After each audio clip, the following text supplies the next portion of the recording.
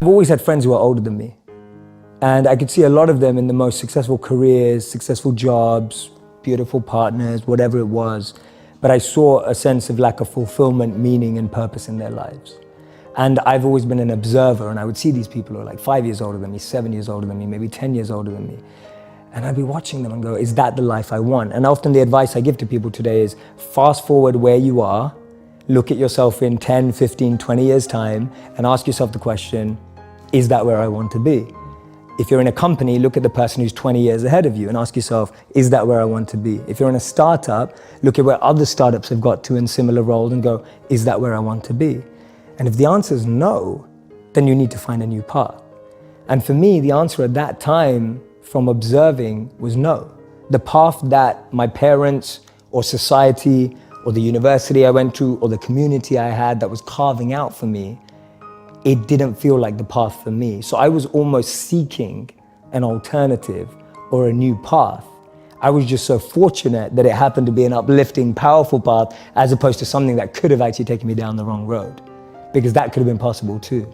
So for me, the first step is just opening yourself up to new experiences and new role models. Because most of us can't see ourselves in people, so then we try and fit ourselves into the boxes that we do see. And I mean, there's this beautiful quote that I've been saying it everywhere, and I wish I wrote it, but I didn't. So it's by a philosopher and writer named Cooley. And he said that today, I'm not what I think I am. I'm not what you think I am. I am what I think you think I am. Right? And just let that blow your mind for a moment. It's so powerful. I'm not what I think I am. I'm not what you think I am. I am what I think you think I am. So we live in this perception of a perception of ourselves. Hence, my identity is made by what my parents think I should be. My identity is made up by what my college or university thinks I should achieve. While you're living in that bubble and that echo chamber, getting to what you really want to do is impossible, because maybe that just doesn't fit. And I think so many people feel that way today, that they don't fit into the current education system. They don't fit with the 3 or 4 or 5 careers that you're taught exist. So that process of self-excavation and actualization first requires being exposed. You can't be what you can't see. If I never saw a monk, I would never have wanted to be a monk. If I never meet a billionaire, I wouldn't want to be one, because I wouldn't know what that feels like. I don't know what it looks like. I don't know what it takes. And I think that's the biggest challenge of our society, that we're not exposed. So that's the first step, being exposed to unique experiences and role models. Second step is finding that experience or role model that you're passionate about, and exactly like you said, taking it seriously. Shadow them, network with them, spend time with them, observe them, even from afar. It takes that observation, being addicted to observing that person's lifestyle. And then the third step is going yes or no. Does that work for me? Not everyone who's going to go off and become a monk is going to feel like the way I did, and that's cool. But not everyone is going to go and follow and shadow a billionaire and go, that's exactly the lifestyle I want. They may want the result, but do they want the hard work that goes with it? And so for me, that's the third step. It's observing, focusing, shadowing, getting as close to the process of that individual, and then going yes or no. Do I want that process? Not do I want the result?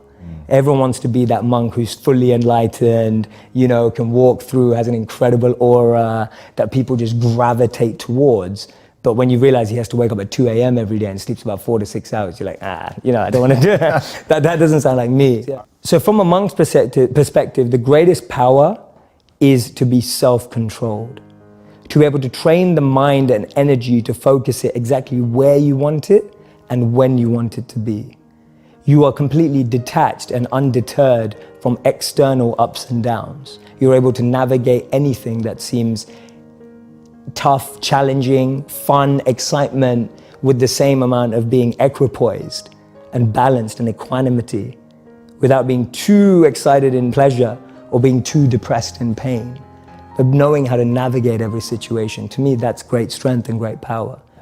When I left being a monk around 5 years ago, and when I left, it was like, oh my God, I'm in the real world now again, real world. I have to think about how to apply all this. I'm gonna test for real all this stuff that I've learned, and I was scared. Like, I was nervous, I was anxious, and all those things that I've been trained not to be rushed back. Because for the first time in my life, I had to really put it into practice. And I love that feeling. I'm so glad that I had to do that. So for me, actually, the mindset is completely trainable to bring into the real world. That's what I'm trying to do. And what it allows you to do is, it allows you to gain clarity and perspective when you need it. Because you know when you can just take a bird's eye view from something. You know when you need to get close into something. You know when you need to pull back from something. There's a beautiful verse in the Bhagavad Gita that says that detachment is not that you own nothing. Detachment is that nothing owns you. And I love it, because to me that summarizes detachment in a way that it's not usually explained.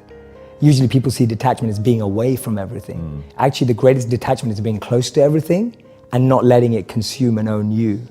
And that's real power, that's real strength. How many people do we know that have had fame and then that fame has ruined them?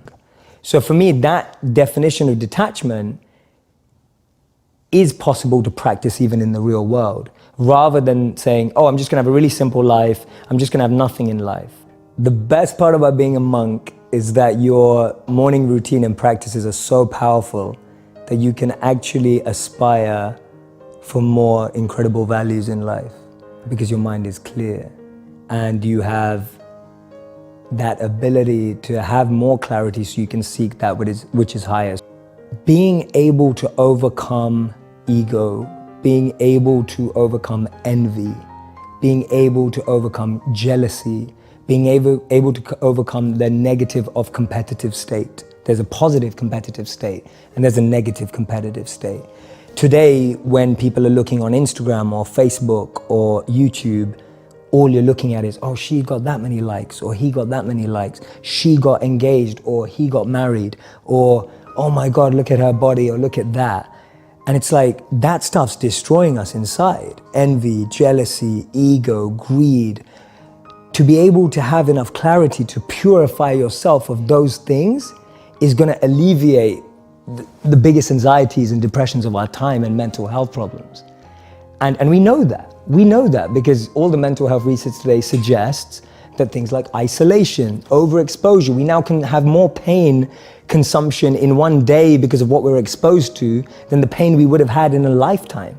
That's huge. Like that's ridiculous to think that in one day, because of the media, news and social media, we consume more negative than we did in a lifetime. For me, being able to have time, energy and clarity to focus on self-purification, that is the best thing about being a monk, because you have that time, reflection and a process and an environment that only allows you to become more purified of those things. An ideal life is when we all have a head, a heart and a hand, all three elements together, working in alignment. Without one or the other, we start to lose something. So a head is the clarity of vision, what you want, knowing what you want, the way you picture life, and being able to navigate and make the decisions to get there. That's a good head. A good heart is being able to understand what your intuition and heart wants, being able to connect and tap into that understanding deeper and beyond the vision you may have painted for yourself. So I often say to people that you'll get to where you want in life, just not in the way you imagined. And that's because the path that's paved up and down is far different to the path we pave. So you can have a great head and a great vision and a great mission and know where you want to go, but if your heart's not able to have that resilience and be able to adapt and have compassion and care and all of that, then you're not going to be able to make the toughest decisions without your heart. But to be able to realize that we need to care and be sustainable and long-lasting requires a heart.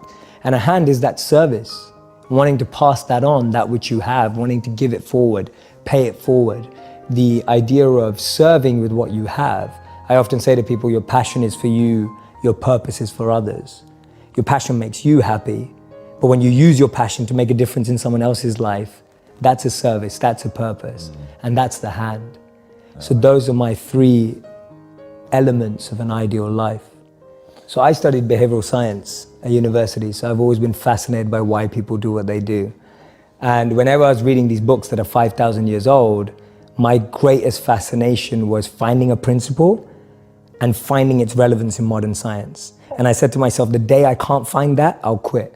I won't believe in this anymore. So I'm still doing that. And I'm ready to quit. If someone shows me a piece of science and I can't find a principle in these ancient literatures, or actually what I like to call these timeless literatures, then I'll give up my faith. Because for me, it has to track forward.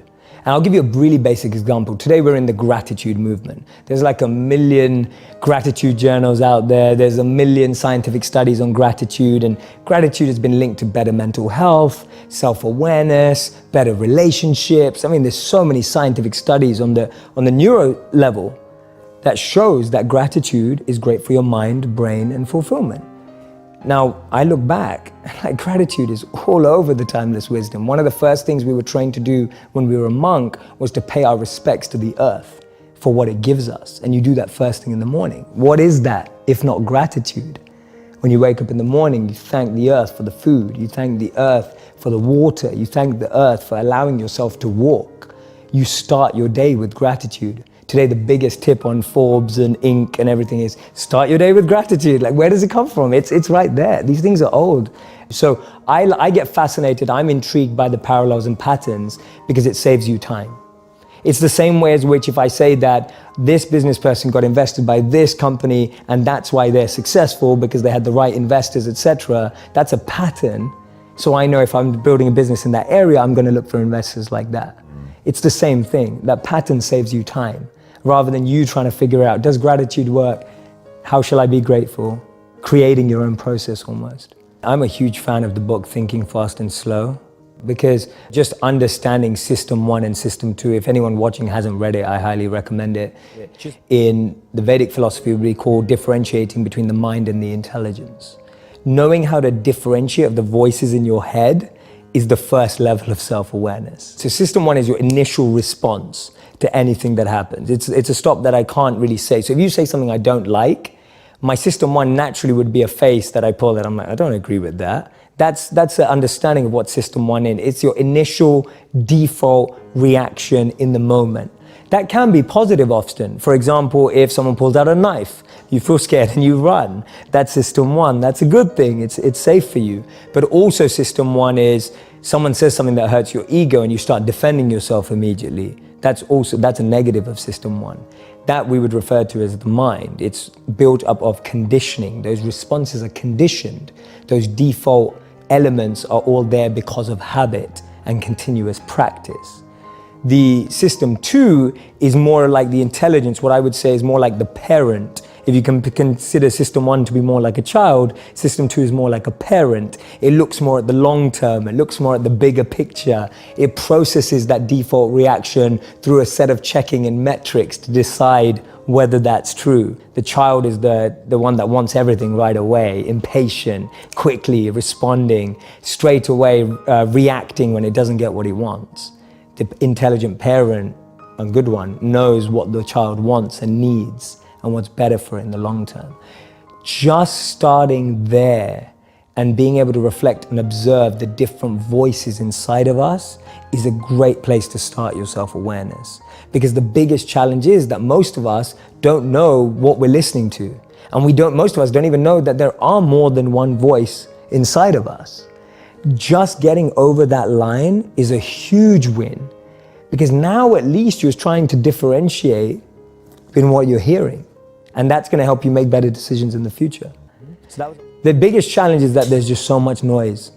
It's like, have you ever had someone in your home, maybe it's your wife or maybe it's a friend or whatever, just play a really bad song too often? You just play a song and just think, oh, turn that off. And after a while, it's been on for so long that you become immune to it. Like it's just there and it's still on. It's there in the back of your mind and you didn't manage to turn it off. So the noise that I describe in life, whether it's your parents' expectations, whether it's society's expectations, whether it's your partner's expectations, all of those are like noise in the background. And that noise drowns out your ability to understand the mind and the intelligence. I gave a presentation called Build a Life, Not a Resume. It's also one of my popular videos. But the research that I was doing was around the most common resume lies. The truth is, over 40 to 50% of us lie on our resumes. And I started to dig deeper, and I was looking at, a lot of people lie about their dates of employment. So instead of 3 days, it's now 3 months, whatever it may be. Now, I dug deeper, and I wanted to meet some of these people and speak to people. And so I spoke to people who lie on their resumes, and we know that at least 40 to 50% tell us they do. The thing is, no one was proud of that. Really, what it came down to is we're really insecure about our own abilities. Really, what it came down to is we're not confident about what we have to offer. What it came down to is a lack of self-awareness. What it came down to is a lack of understanding. What am I good at? What am I passionate about? What am I bringing to the table? That's what people were really worried about. They were worried about the job, but when you dug beneath the surface, the real behavioral trait that was coming out was insecurity and being unconfident about one's potential. That tells us a lot. That indicates a lot about human behavior and human nature. That the noise from outside makes us want to fit into a container. And that stops us from differentiating between what is my mind saying and what is my intelligence saying. And what happens is that noise becomes your voice. So that noise becomes what you think is what you're saying. And most people don't realize that until 10, 20, 30 years down the line. So for me, there was 2 questions that I had to ask myself that really changed what I do. One of my big questions is, what advice would I give to my younger self? It's huge, because I think that's the stuff that we regret. That's the stuff that we wish we were doing. That's the stuff that has been lost in the noise. When you ask someone, what advice would you give to your younger self? The number one answer is, I wish I studied this. I wish I tried this out. I wish I gave this a go. It's all things people didn't do. It's always like something that either should have started or didn't continue. And that's really tapping into someone's voice, right? That's really tapping into what someone really wants to do. And you're going way beyond just like, oh, what do you like? What are you passionate about? So hard to answer that sometimes, especially if you're drowning. Ooh, the big one is, how do I find my passion? So how do I find my passion? My simple model, which is, what am I good at? What do I love? What does the world need? And how do I get paid for it? To me, those 4 help you unlock your passion. When you find the intersect across all of those 4, you're making your passion your purpose. You'll unlock your passion, you'll find your purpose. This is path 1. There's 2 paths. Path 1, I find my skill set and I engage it to help other people and become better at it. So I'm becoming better at what I'm good at, and I'm using it to help other people because I'm aware of what I'm quite good at. And I know what knowledge I have, what skills I have. I have some self-awareness. The other path that people often miss is actually, I just start serving people. I just start helping people, and I start to notice what I enjoy about that and what I'm good at helping people with. So that's Gandhi's part. Gandhi said that you find yourself when you lose yourself in the service of others. And the second one is, Jay, my relationship's falling apart. I get asked that all the time. So the answer to that is much harder. It's harder to summarize it, but I always start with self-actualization. That the problem is, we have a list for the one that we want, and we don't have a list for what we need to become. And I don't mean become to attract, I mean become to just be, to just get to understand yourself. You don't know what you need in your life until you figure out who you are. And so I find too many people rush into relationships without really recognizing and being fully aware of what they need from a relationship. So it all comes back to, how aware are you? How much understanding do you have of yourself and what you need and what you want? That's my best advice for a relationship in like a minute. And then the third question I mostly get asked is, Jay, what do you read? Like, what are your favorite books? Because it seems you read a lot. What are your top 3 books? They're not groundbreaking in the sense that people may not be like, oh my God, that's the best book I've ever read. For me, they changed my life. So that's where I'm coming at a point from. I love Start With Why by Simon Sinek. And not because I applied it to businesses, because I applied it to my life. And even today, I'm constantly refining my why. That's all I do every day. My deepest morning routine and practice is to refine why I do what I do. It's so easy for me to now do it for money. It's so easy for me to now do it for followers. It's so easy for me to now do it for fame. And every day I have to refine that. Because I know, having lived as a monk and what I practice, that if those become what I want, then I'll forget who I need to be. So my daily practice and my daily routine is refining my intention, which in modern language is why. So for me, Simon's book helped me do that. The Bhagavad Gita, over 5,000 years old. And that book really exemplifies human challenge. Third book, I'd say, I love the book Exponential Organizations by Salim Ismail and the Singularity University. And that book, for me, is an incredible analysis of the success of all the organizations we see ruling our phone today. The way it breaks down their business models and how they were created, to me, it's fascinating. So if anyone really wants to start up an exponential business today, then that's where they have to go. And that's when Peter Diamandis said that if you want to be a billionaire, redefining it as someone who impacts the lives of 1 billion people. And that's what that business book is really about, is how do you create an exponential organization that positively impacts 1 billion people. So those are my 3 for today. So for me, my 3 E's are element, environment, and energy. Everyone has an element that they thrive in. If you take someone out of it, their element, they won't be the same. A modern day example would be Michael Jordan. He was incredible at basketball. You took him out of basketball, put him into baseball, no one remembers his career. We're talking about one of the best athletes of all time. Your environment is the environment around you. You can take a fish out of water and give it a beautiful mansion and a Bentley and all the money in the world, but it will die. And that's what we are, like our environment. Everyone needs an environment which they thrive, which we have to craft. Your boss, if you're at work, is never gonna ask you, hey, what environment do you succeed in, right? Like, that never happens. So we have to create an environment where we thrive. And then finally, it's energy. Some of us love high energy environments, high pressure. Some of us succeed in low energy environments and low pressure. Figuring out your energy and the frequency on which you operate best will help you thrive as well. So for me, those are the 3 E's to really create a thriving environment. Know your element, know your environment, and know your energy. And so at all times, if I see anything going wrong, I'm going, is my element out of alignment? Is my environment out of alignment? Or is my energy out of alignment? And that's a great 3-question test you can do to yourself when you don't think things are going right. And all you have to do is bring that back into alignment.